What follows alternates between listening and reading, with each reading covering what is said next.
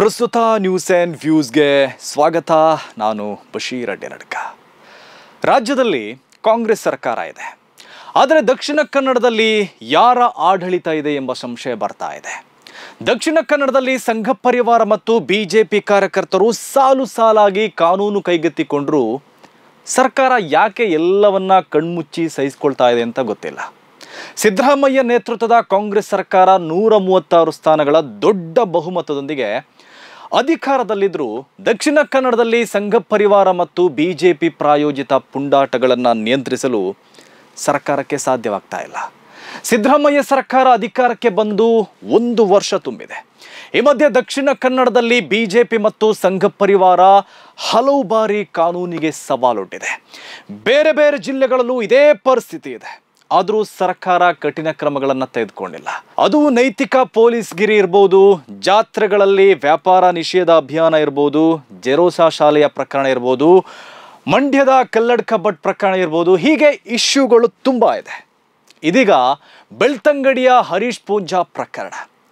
ಒಬ್ಬ ಶಾಸಕ ಕಾನೂನು ಮತ್ತು ಸಂವಿಧಾನಕ್ಕೆ ಸವಾಲೊಡ್ಡಿ ವ್ಯವಸ್ಥೆಯನ್ನು ಧಿಕ್ಕರಿಸಿ ಅಪರಾಧ ಮಾಡಿದರೂ ಈ ಸರ್ಕಾರ ಅವರ ವಿರುದ್ಧ ಕ್ರಮ ತೆಗೆದುಕೊಂಡಿಲ್ಲ. ಜಾಮೀನು ರಹಿತ ಕೇಸ್ ದಾಖಲಾದರೂ ಅವರನ್ನು ಬಂಧಿಸಿಲ್ಲ. ಕಾನೂನಿಗೆ ಅಪಮಾನವಾಗುವಂತೆ, ನ್ಯಾಯಾಂಗ ವ್ಯವಸ್ಥೆಗೆ ಕಳಂಕ ತರುವಂತೆ ಈ ಸರ್ಕಾರ ಹರೀಶ್ ಪೂಂಜಾ ಅವರನ್ನು ಸ್ಟೇಷನ್ ಬೇಲ್ ಮೇಲೆ ಬಿಟ್ಟು ಕಳಿಸಿದೆ. ಹೀಗಾಗಿ ದಕ್ಷಿಣ ಕನ್ನಡದಲ್ಲಿ ಬಿಜೆಪಿ ಏನು ಮಾಡಿದರೂ ನಡೆಯುತ್ತೆ ಎಂಬ ವಾತಾವರಣ ಇದೆ. ದಕ್ಷಿಣ ಕನ್ನಡವನ್ನು ಸರ್ಕಾರ ಬಿಜೆಪಿಯವರಿಗೆ ಅಡ ಇಟ್ಟಿದೆಯಾ ಅಂತ ಅನಿಸುತ್ತೆ. ಒಬ್ಬ ಶಾಸಕ ಅಕ್ರಮ ದಂಧೆಕೋರರಿಗೆ ಸಹಾಯ ಮಾಡಿದ್ದಾರೆ. ಅಕ್ರಮವಾಗಿ ಸ್ಫೋಟಕಗಳನ್ನು ಸಂಗ್ರಹಿಸಿಟ್ಟವರ ನೆರವಿಗೆ ಬಂದಿದ್ದಾರೆ. ಪೊಲೀಸ್ ಠಾಣೆಗೆ ನುಗ್ಗಿ ಪೊಲೀಸರಿಗೆ ಬೆದರಿಕೆ ಹಾಕಿದ್ದಾರೆ. ಪೊಲೀಸರನ್ನ ನಿಂದಿಸಿದ್ದಾರೆ. ಪೊಲೀಸರ ಕರ್ತವ್ಯಕ್ಕೆ ಅಡ್ಡಿ ಮಾಡಿದ್ದಾರೆ. ಆ ಬಗ್ಗೆ ಕೇಸ್ ದಾಖಲಾದರೂ ಮರುದಿನ ಕೂಡ ಅಂತಹದ್ದೇ ಕೃತ್ಯ ಮಾಡಿದ್ದಾರೆ. 2 ಸಲ ಪೊಲೀಸರಿಗೆ ಬೆದರಿಕೆ ಹಾಕಿದ್ದಲ್ಲದೆ ಪೊಲೀಸ್ ಠಾಣೆಯನ್ನೇ ಬೆಂಕಿ ಹಚ್ಚಿ ಸುಟ್ಟು ಹಾಕುವ ಬೆದರಿಕೆಯೊಡ್ಡಿದ್ದಾರೆ. ಆ ಬಗ್ಗೆಯೂ ಕೇಸ್ ದಾಖಲಾಗಿತ್ತು. ಜಾಮೀನು ರಹಿತ ಕೇಸ್ಗಳು. ಕೊನೆಗೆ ಪೊಲೀಸರು ವಿಚಾರಣೆಗೆ ಹಾಜರಾಗುವಂತೆ ನೋಟಿಸ್ ಕೊಡಲು ಶಾಸಕರ ಮನೆಗೆ ಹೋದರೆ ಅಲ್ಲೂ ಕೂಡ ಪೊಲೀಸರ ಕರ್ತವ್ಯಕ್ಕೆ ಅಡ್ಡಿ ಮಾಡಲಾಗಿದೆ. ಪೂಂಜಾ ಅವರು ತನ್ನ ಬೆಂಬಲಿಗರ ಮೂಲಕ ಪೊಲೀಸರ ಕರ್ತವ್ಯಕ್ಕೆ ಅಡ್ಡಿಪಡಿಸಿದ್ದಾರೆ. ಜಿಲ್ಲೆಯ ಬಿಜೆಪಿ ನಾಯಕರು ಕೂಡ ಪೊಲೀಸರನ್ನ ಹೆದರಿಸುವ ಪ್ರಯತ್ನ ಮಾಡಿದ್ದಾರೆ. ಬಿಜೆಪಿ ಶಾಸಕರ ವಿರುದ್ಧ ಕ್ರಮ ಕೈಗೊಂಡ್ರೆ ಅನಾಹುತ ಆಗುತ್ತೆ ಎಂಬರ್ಥದಲ್ಲಿ ಬೆದರಿಸಿದ್ದಾರೆ. ಎಲ್ಲ ಕೃತ್ಯಗಳು ಅಪರಾಧವೇ ಆಗಿದೆ. ವ್ಯವಸ್ಥೆಗೆ ಸವಾಲೊಡ್ಡುವ ಎಲ್ಲ ಕೃತ್ಯಗಳ ವಿರುದ್ಧ ಮತ್ತು ಬಿಜೆಪಿ ನಾಯಕರ ವಿರುದ್ಧ ಸರ್ಕಾರ ಕಠಿಣ ಕ್ರಮಗಳನ್ನು ತೆಗೆದುಕೊಳ್ಬೇಕಾಗಿತ್ತು. ಆದರೆ ಸರ್ಕಾರ ಮಾಡಿದ್ದೇನು? ಪೂಂಜಾ ಅವರನ್ನ ಸ್ಟೇಷನ್ ಬೇಲ್ ಕೊಟ್ಟು ಮನೆಗೆ ವಾಪಸ್ ಕಳಿಸಿದೆ. ಪೂಂಜಾ ಅವರನ್ನ ಬಂಧಿಸಲು ರೆಡಿಯಾಗಿದ್ದ ಪೊಲೀಸರ ಕೈಗಳನ್ನು ಕರ್ನಾಟಕದ ಸಿದ್ದರಾಮಯ್ಯ ಸರ್ಕಾರವೇ ಕಟ್ಟಿ ಹಾಕಿದೆ ಎಂಬ ಆರೋಪಗಳು ಕೇಳಿ ಬರ್ತಾ ಇದೆ.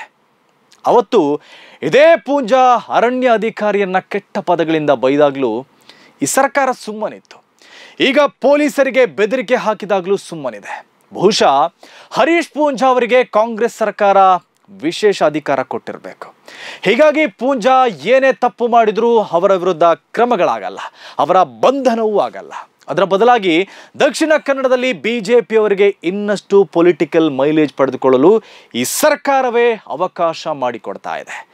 ಈ ಕಾಂಗ್ರೆಸ್ ಸರ್ಕಾರ ದಕ್ಷಿಣ ಕನ್ನಡದಲ್ಲಿ ಬಿಜೆಪಿಯವರನ್ನ ಮಾತ್ರ ಸಹಿಸಿಕೊಳ್ತಾ ಇದೆ.